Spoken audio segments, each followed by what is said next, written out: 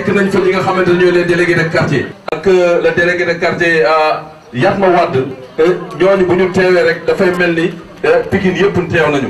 en attendant comme ni ko Sidi waxee léegi nii rek balaa ñu dugg ci programme bi balaa kilifa yi di ñëw mu wax leen li nga xamante ni moom te di ko am ci ni mu gën a yombee kooku bu la wooyee war ngaa ñëw déglu lim la indil lan la déglu lim la ci liggéey bi. kon madame Kanté ñu lay jaajëfal ndax si liggéey bi biñ la joxee nga nekk bañ ñu dab ñu nag moo tax ñu bëgg a làppaliwaat fas yi liggéey bi gën a rafet gën a ñoŋ xamee wuñu ko niñ leen koy waxee. kon loolu tey mooy jotaayu tey bi pour xam fan la war a daj ñaata weer la war a daj 3500 nga war a ko leen ko wax tey jii tamit ñu am lu am solo loo xamante ne madame Kanté ak équipe loolu madame Kanté xalaat yi ne tey jii bu ñu amee ay moyens am ñu jàppale dañuy xool xal dawee rek ñu mën ko yóbbu hôpital faj ko ci lu yomb yaakaar naa loolu lu am solo la. mais en attendant les autorités ñëw nit ñi ñëw ñu jox liggéey bi parce que bi nga xaar leen 17h kon loolu war a lii mais incha allah monsieur le maire léegi nii di ñëw tàccu leen ko bu baax a baax. ak moom it ak caam li sepp ak Ngom kon ñooñu bu ñu ñëwee war na leen jox seen wàccuwaay ñu leen di. war nañoo mën a jël ku bi war nañoo mën a enrôler les élèves. sur programme CMU muy mutuelle de santé. ba élève bu ci feebar ay élèves yoo xam ne lu takku dinañ ci ñëw ci kanam yoo xam ne jël ginnaaw. waa kii di ñëw ak délégation muy Maymouna Faye moom mi nga xam ne di dalal jàmm suñu yaay surtout les bàjjenu gox. les bàjjenu gox et les OCB ñu ngi leen di wax di leen war a yegge di remercier aussi waa mairie bi les xooluñu ku leen jox dërëm kenn xooluñu ku leen jox ñaar dërëm ñoom Maymouna ñoom ñi ñu àndal ñëpp lim da ngay juum ak musique ku ko gis xam ni moom it ci Amazone yi la bokk bu waruñu santé communautaire yi la ñuy gis surtout ñooñu ñoo leen dooleel ñoom Salam Mbengue ngi nii vraiment ñoom it liggéey bu am solo ci liggéey soo demee pépinière Fatou bi koy ndey sama ndey am na mën a koy nekk def taw mais maa ngi jëlale pépinière bu mel ne bu bëggee ak képp koo xam ne adhéré woon nga nga ñëw cotiser wala ku ñu soxla def li nga xamante ni mooy allocution BCA bi mutuelle de santé bi ki koy def mooy kan mooy projet def waaw am fulla laa koy teew te jaamu yàlla ndax liggéey ñu ngi si li nga xamante ne mooy jëmale Sénégal kanam moo tax xamante ni si seen njëriñ la seen njëriñu njaboot la kon ñoo merci beaucoup Fara dañuy daal di dugg ci programme bi rek dama lay daal di bul nga dugal dañuy jox kàddu gi imam may ñu tàmbali ci bismillah rahmaan rahim yeggale ko ci alhamdulillahi rabbil alamin ma bépp wuti mutuelle bi pour ñëw adhéré en masse ñi doon cotiser ñëpp cotiser salaatul fatiha الرحمن الرجيم اللعين بسم الله الرحمن الرحيم محمد صلى الله عليه وسلم mbokk yi ñu ngi man wadd ak mbokk yu baax yépp ak autorité yi fi teew surtout sunu maire ñu Daouda lu gàtt rek la ñuy wax ndax ni lii moom xam naa imaam yi duñ ci mer géy ni ko su ma dellu woon di daw damay jàngi métier médecine wax muy fànn bii lent bi am ginnaaw bi mu nekkee infirmière bi ñu ko laajee fu mu jëlee boobu muy jour ba xat nag ndax tey ci sunu daa jële am nañu assemblée ma wax na ni mutuelle de santé xam nga si ñëpp teggi nag teggi ngir dimbali jaboot yi dimbali néew ji doole yi parce que am na néew ji doole yuy ñëw présenté wu di faju amuñu lu ñu doome tamit information yi war a am yëpp leen dajoo nañu ak ni ñu war a jokkalool ngir ndimbalu jaboot la ndimbalu askan wi la di sant monsieur le maire di sant it collaborateurs yi Ndiaye ak mboolem ñu ko seqal ko daal fa ci gàttal lool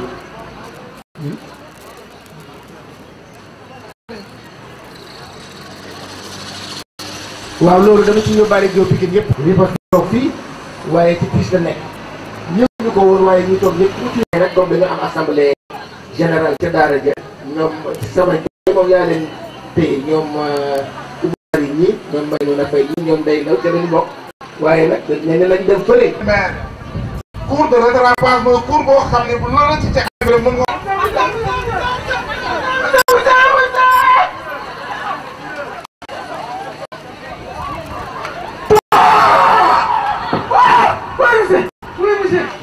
vraiment ils ont âgé à 60 ans mais aussi plus de maladies couverture universelle c'est aussi la gratuité des césariennes mais aussi couverture maladie universelle c'est la gratuité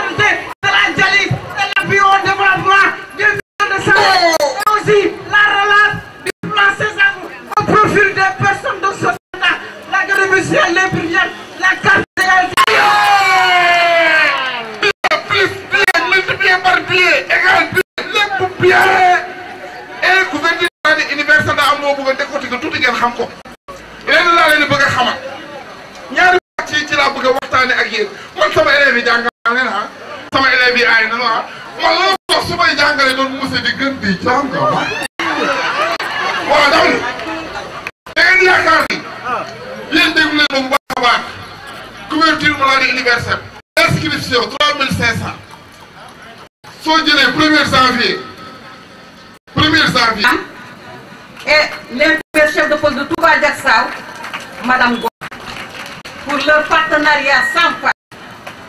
Vraiment, nous les remercions infiniment. Avec eux, nous avons signé des conventions. Nous remercions les imams pour leur sensibilisation lors de leur khutba. Nous remercions les délégués de quartier pour leur implication. Nous remercions les acteurs communautaires, les relais, les badiounou gox pour les visites à domicile, les causeries, les entretiens interpersonnels, travaillant tous les jours pour faire adhérer la population à la mutuelle de santé. Nous ne sommes pas tombés malades au cours de l'année passée. Cependant, ils ont contribué à la prise en charge de leurs prochains qui étaient dans le besoin. waa mutuelle de santé mooy boole seen am-am di dimbali jaam yi pour que nga xamante ni bu ñu. ñett ñi doon la pare. 3 poches am nañ ko ñu daal di jox ñii maanaam. waaw ñu ngi jéggalu ci kàddu gi. association la boo xam ne ay nit ñi ko bokk ñoom bokk. chacun y participe tout le monde. bàjjen yi bokkuñu ah ay yu bëri lan de. bàjjen yi bokkuñu. bu fekkee benn association daf la jël. waaw laajal li ci des mooy 3500 yi ngay continuer avec. ma matal 3 réponses yi. ma xool kan. ana keneen les sponsors. ah 3500 waaye ñett lañ. fii ci mutuelle loolu la ñuy wax adhérent. adhérent bi xale mënul doon xale. dëgg la. mooy koo xam ne amagul. maanaam il faut nga majeur. ñëw bindu bokk comme say moroom joxe ñaar téeméer. duñ la jaay carnet da ngay adhéré loolu dafa war a leer. mutuelle amul jaay carnet damay bokk nga bokk sa moroom bokk. ah waaw kan ngeen di dox. kan moom kan kon kan la ñu yor. ah. nee nañ femme bu leen ko monsieur le maire ñu ne xëy nangu nañ ñaar téeméer yow jox ko ndaw si ñu ko. maanaam daal non xam nga madame Kanté dafa bëgg. maa ngi tudd madame Rokhaytou Kanté madame Rokhaytou Kanté présidente mutuelle de santé de Pikine.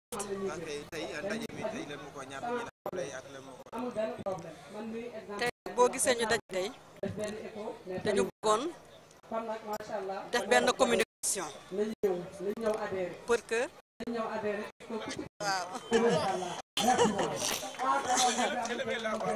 waaw d'accord waaw waxal posé waatal ndaje mi tey c'est pour passer un message bi pour que nit ñi population est ñu mën a adhérer ci mutuelle de la santé parce que mutuelle de la santé dafa am njëriñ mutuelle Pikine Est l'objectif de la rencontre aujourd'hui c'est pour permettre aux populations de Pikine Est de pouvoir adhérer massivement à la mutuelle de santé de Pikine Est. Faire passer la communication pour que la population sache qu'est-ce que c'est la mutuelle de la santé, les avantages de la mutuelle de la santé. Et faire en sorte que ceux qui avaient adhéré l'année passée, qu'ils puissent continuer à cotiser pour cette année 2018. Au niveau de Pikine Est, nous sommes à 697 adhésions. Bon, ça, c'est pas par rapport à l'objectif, mais comme c'est la première année, c'est l'année de la mise en œuvre. C'est pourquoi nous sollicitons tout le monde à travers ce plan de communication pour que les gens puissent venir adhérer massivement à la mutuelle de santé pour que nous puissions avoir un taux de pénétration de 10% pour l'année 2019.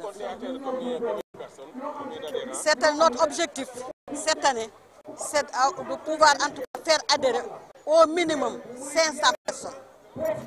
Inch'Allah. Et quelles sont les contraintes qui poussent les populations à ne pas venir? Problème d'information. Parce que certaines pensent que s'ils cotisent, ils ont cotisé l'année passée, donc ils ne doivent pas cotiser cette année.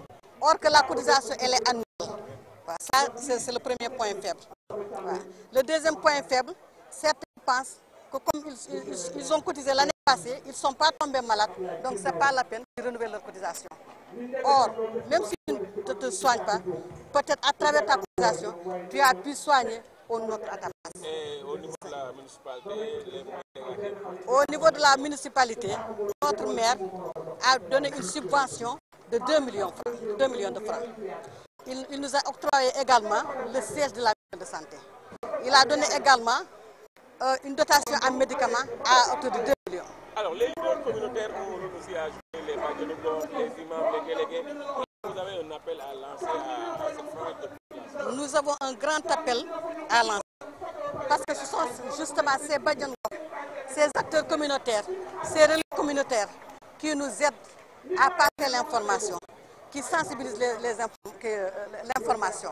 C'est également les imams, à travers leur khutba, qui nous aident à partager l'information. Donc, le Badianou Gox et le relais jouent un grand rôle dans la mutuelle de la santé.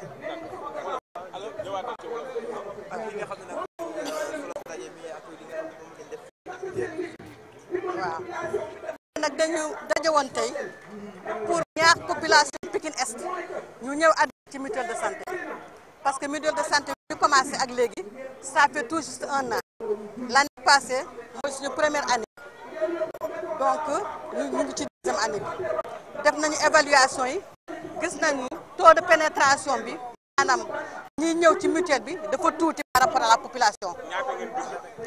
Nous avons 697 personnes tout par rapport à la population. Parce qu'on a une population de 34 000 habitants. Donc, si nous avons un taux de pénétration jusqu'à hauteur de 10%. Oui, cette année, notre objectif est au moins nous avons 500 personnes qui ont adhéré. Et l'année passée, nous avons renouvelé cette cotisation. jafe-jafe yi daal ñaar la problème de communication la waaw loolu tax moo tax ñu def un plan de communication à travers les VAD ak ñàkk a leerlu parce que ñoom dañu def bu ñu cotiser benn yoon waratuñu cotiser ou bien ñu defee ne bu ñu cotiser nañu fajuñu donc c'est pas la peine ñu cotiser waat or sens mutualisme mooy jàppal ma jàpp waaw jàppal ma jàpp waaw communication bi bàjjenu gox yi relais communautaire yi délégué de quartier ak imam yi ñu jàppale ci communication bi délégué de quartier bi bu demee au niveau de sa base muy waxtaan ak population bi relais communautaire yi ak bàjjenu gox yi ñoom dañuy def ay visites à domicile dañuy def des conversations interpersonnelles dañuy def des causeries à travers ces causeries ñu jàllale message bi. Est-ce que mairie bi accompagne leen mairie bi accompagné nañu effectivement. Le maire de la commune de Pikine Est, Issakha Diop, jox nañu 2 millions de francs de médicaments, 2 millions en argent pour appuyer la mutuelle de santé. Ci 2 millions yi jënd nañ ci matériel d'équipement. Jël nañ en charge à hauteur de 50% ñi nga xam ne ñoo la ñu enrôlé. En plus, war na 2 millions de médicaments pour appuyer la santé. Vraiment mutuelle bu ñëwé ñu garab au niveau des populations, au niveau de la santé. Le maire de la ville également, mom tam def na un appui bu am solo ndax mom joxé na 25 millions mutuelle départementale bi. Joxé na également jël na en charge 5000 élèves sur le plan départemental. Joxé na aussi de 500 handicapés, personnes vivant avec un handicap, de carte d'égalité des chances. Voilà. Jël na aussi 1300 personnes à vulnérables à moins de ressources pour vraiment ñu mën a faju ci mutuelle de la santé. Moom Abdoulaye Timbo la tudd. Man madame Kanté Rokhayatu, présidente mutuelle de santé bu Pikine Est. maa ngi nuyu ñëpp di gërëm ñëpp population Pikine Est vraiment maa ngi leen di ñaax ngeen ñu jàpp ci mutuelle bi ndax solidarité la démocratie la vraiment solution la daal pour trouver des solutions pour régler le problème de santé à moindre coût. waaw jàppal ma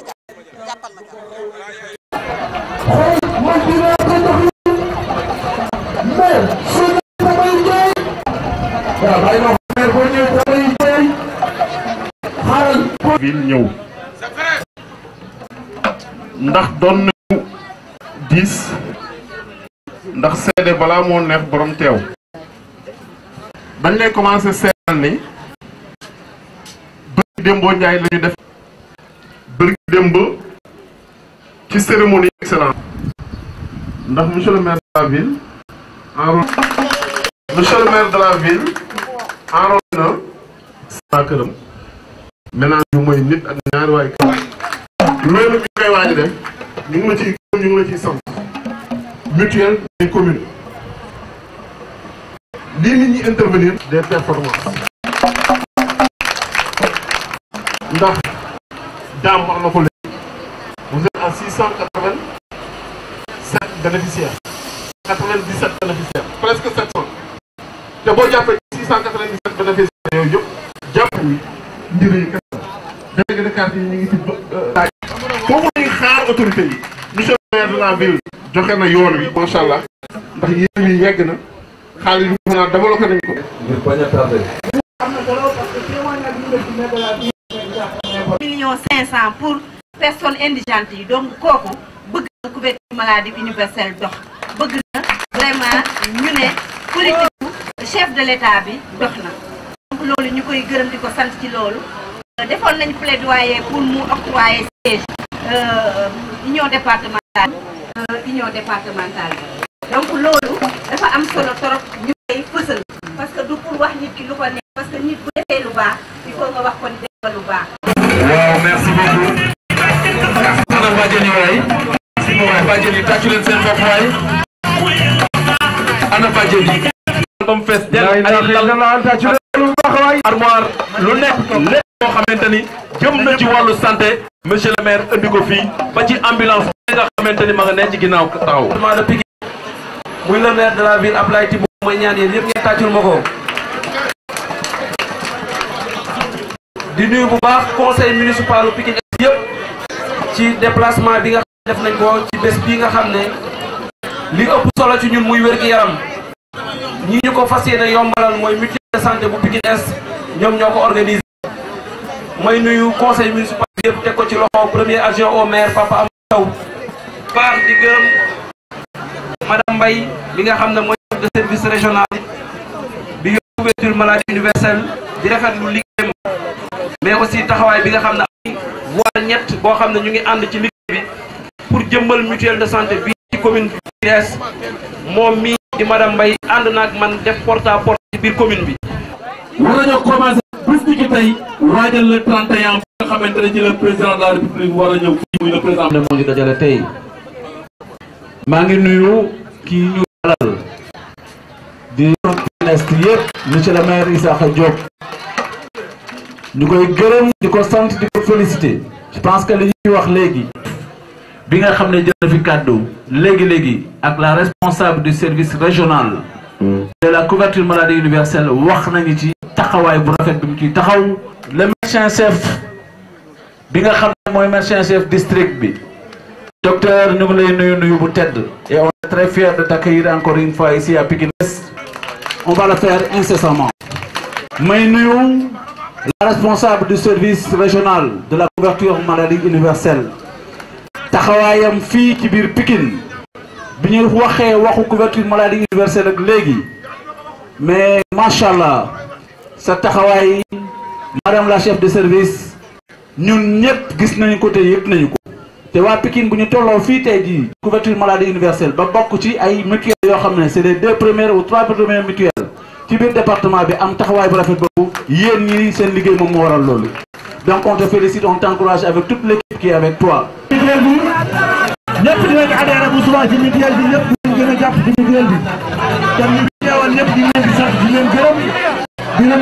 Chef de service régional de la couverture maladie universelle de Dakar.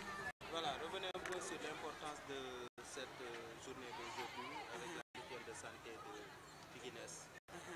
Nous sommes venus accompagner le PCA de la mutuelle de santé de Pikine Est dans ces activités de sensibilisation pour une adhésion massive au niveau des mutuelles.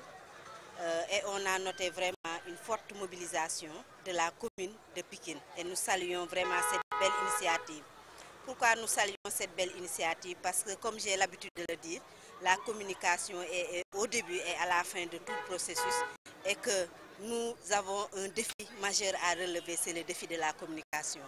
Donc nous sommes venus vraiment appuyer, accompagner cette mutuelle de santé dans cette une belle initiative pour vraiment permettre à la commune de Pikine-Est d'aller de l'avant, c'est-à-dire d'adhérer le maximum de personnes dans la mutuelle de santé. Alors justement, tout à l'heure, la présidente l'a dit, il y a que 600 et quelques adhérents à Pikine-Est. C'est petit, dit la présidente. Aujourd'hui, les problèmes sont la communication, mais aussi l'incompréhension, c'est les populations.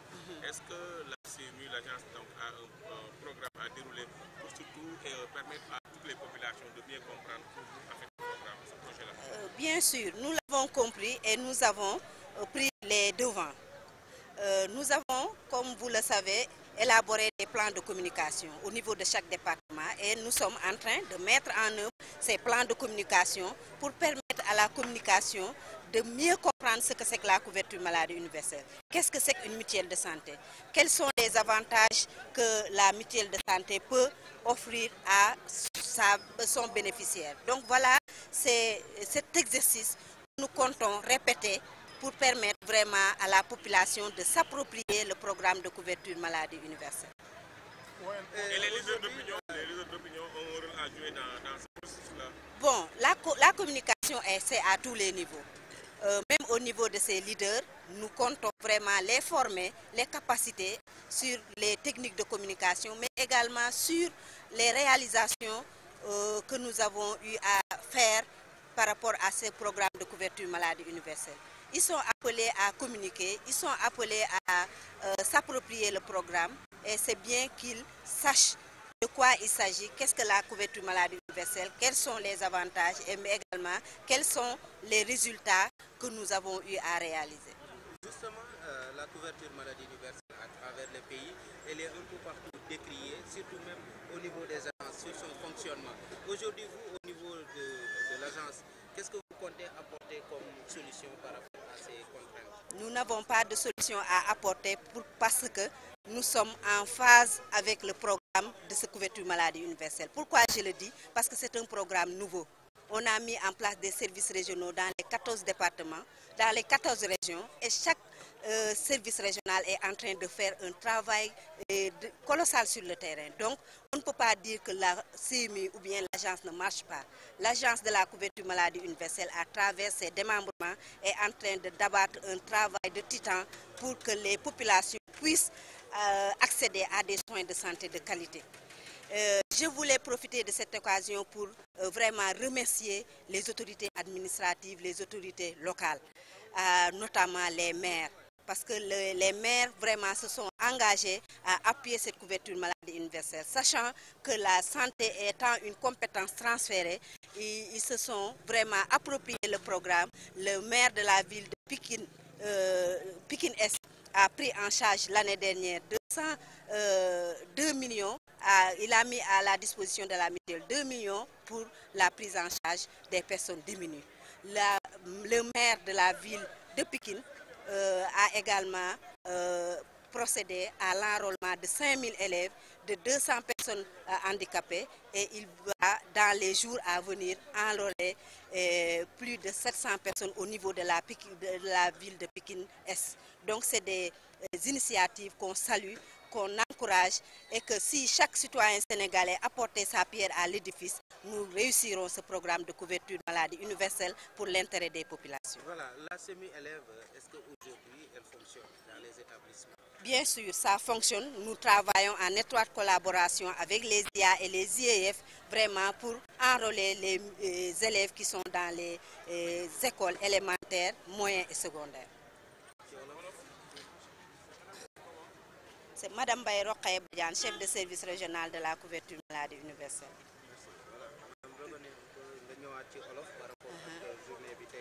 waaw dañu ñëwoon tey rek gunge les responsables de la mutuelle de santé bu Pikine Est ci activité bi nga xam ni moom la ñu nekk di def parce que comme ni ngeen ko xamee communication moo nekkoon vraiment problème majeur ci couverture maladie universelle ndax ñu bëri xamuñu woon lan mooy couverture maladie universelle teg nañ naam les mutuelles de santé mais gis nañ ne am nañu ay résultats yu baax mais ba léegi résultats yi des na ñu ne résultats yi des lan moo ko waral mooy manque de communication ñu élaborer des plans de communication daal di koy nag étendre nag fu mu nekk nii ñu ngi si vraiment de plein pied dans la mise en œuvre de ces plans d'action pour mutuelle de santé bu nekk wàcc ci askan bi def porte à porte visite à domicile yi pour wax askan bi lan mooy mutuelle de santé lan mooy njëriñu mutuelle de santé pour nit ñi mën a dugg ci biir mutuelle de santé yi en masse ndax ñu mën a atteindre suñu objectif loolu moo nekkoon vraiment solo daje bi ñi ñëw nag fekk fi ay acteurs yu engagés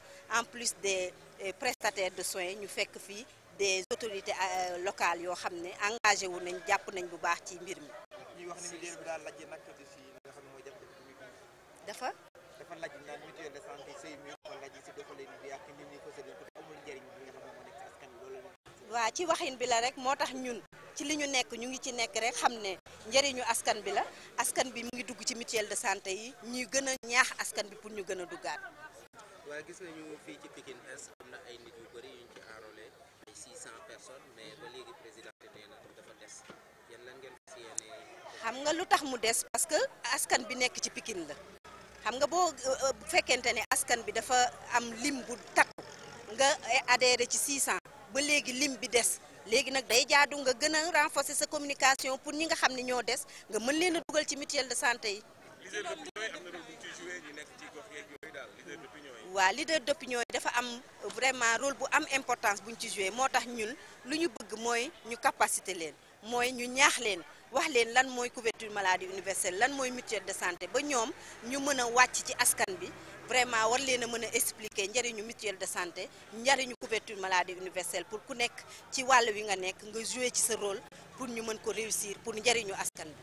5000 élèves bi fan ngeen ci toll. waaw 5000 élèves bi ñu ngi ci lëkkaloo ak ministère de l'éducation à travers les IA et les IEF vraiment pour enrôler xale yi nga xam ne ñoo nekk ci primaire bi secondaire bi ba élémentaire ci mutuelle de santé yi.